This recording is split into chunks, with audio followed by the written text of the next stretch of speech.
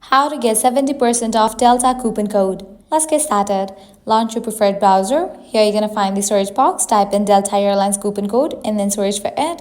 Different website links will appear. Navigate to this one website option, couponfollow.com.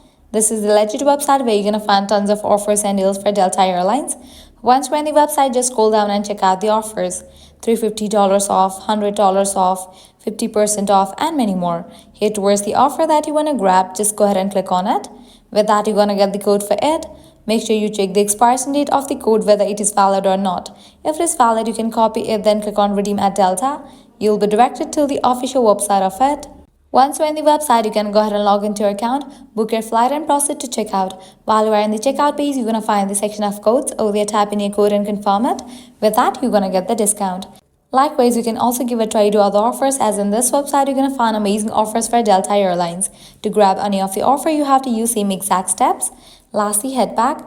Once we're in this website section, you can also give a try to this one website, WeThrift, as this is also the genuine website where you're going to find tons of offers for Delta Airlines.